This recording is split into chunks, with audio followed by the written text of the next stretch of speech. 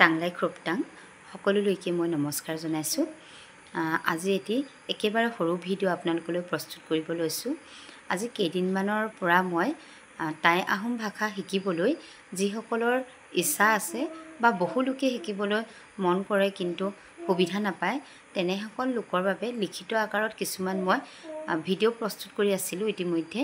কিন্তু বৰ্তমান মই আজি এনে কিছুমান শব্দ লৈ আহিছোঁ যিবিলাক শব্দ আমি অসমীয়া ভাষাত সদায় ব্যৱহাৰ কৰি আছোঁ, কিন্তু আমি টাই আহোম ভাষাত সেই শব্দটো কৈ আছোঁ বুলি নাজানো।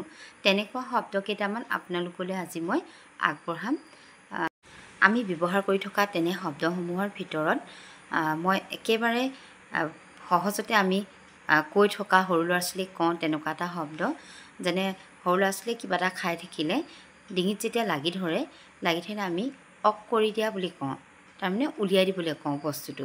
সেই যে অক কৰি দিয়া বুলি কওঁ, অক মানে টাই ভাষাত হৈছে বমি কৰা। ঠিক তেনেকৈ আমি বানবাতি শব্দটো ব্যৱহাৰ কৰোঁ অসমীয়া ভাষাত। সেই বান মানে হৈছে বাতি, বা আমি মিট কটাৰী শব্দটো ব্যৱহাৰ কৰোঁ অসমীয়াত, আৰু সেই মিট শব্দটোৱে হৈছে কটাৰী। মিট মানে কটাৰী। আৰু ঠিক তেনেকৈ আমি যেতিয়া ঠাণ্ডা লাগে আমি উম লোৱা শব্দটো ব্যৱহাৰ কৰোঁ। সেই উম লোৱা শব্দটো টাই আহোম ভাষাৰ পৰা অহা, আৰু সেইটো হৈছে উন, শব্দটো উন। আৰু তেনেকুৱা শব্দৰ ভিতৰত বহুত শব্দ আছে।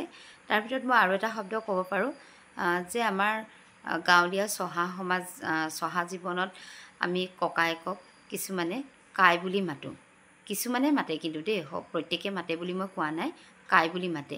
এই কাই মানে হৈছে বয়সতকৈ ডাঙৰ, ককাই শব্দটো। ঠিক তেনেকৈ আমি এনাই শব্দটো মাতোঁ। সেই এনাই শব্দটো টাই আহোম ভাষাৰ এটা শব্দ হয়, যিটো আমি টাই আহোম ভাষাত জানাই বুলি কওঁ। তেনেকুৱা এটা ভাষা তেনেকুৱা এটা শব্দ। এনেধৰণৰ বহুতো শব্দ আছে। এই শব্দবোৰ অৱশ্যে মই নিজে ওলোৱা নহয়।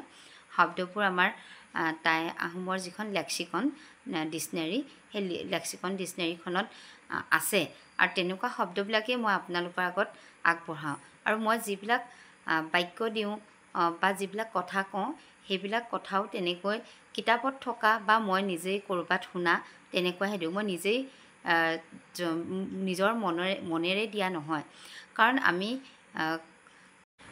আমি জন্মগতভাৱে টাই আহোম ভাষাটো আমাৰ মানে কথিত নহয়, আমি লিখিত ৰূপতহে শিকা হয়। আৰু লিখিত ৰূপত যিসকল মানুহে যিকোনো ভাষা যেতিয়া শিকে, কিতাপৰ কথাখিনিহে বেছিকৈ শিকে। মোৰ এনেধৰণৰ ভিডিঅ'সমূহ প্ৰস্তুত কৰাৰ কাৰণ এটাই যে মই এটা সময় দিছিলোঁ ভাষাটো শিকিবলৈ, বা ভাষাটো প্ৰচলন হওক, আমাৰ নৱপ্ৰজন্মই গম পাওক, আহোম হওক বা অনা আহোম হওক, কোনো কথা নাই। ভাষা যিমান মানুহে শিকিব পাৰে মানুহৰ নিজৰ গৌৰৱ। যিমান মানুহে শিকিব পাৰে, মই লাগিলে আন ভাষাই নিশিকোঁ কিয়, সেইকাৰণে মই এই ছ'চিয়েল মিডিয়াৰ যোগেদি মই নিজৰ ভাষাটো, আমাৰ যিটো জাতিগত এটা ভাষা আছে, জনগোষ্ঠীয় এটা ভাষা আছে, ভাষাটো যে আছে বা ভাষাটোত এনেধৰণৰ শব্দসমূহৰ ব্যৱহাৰ হয়, মই সেই কথাষাৰ প্ৰকাশ কৰিবলৈহে ভিডিঅ'সমূহ প্ৰস্তুত কৰি আছোঁ। ধন্যবাদ।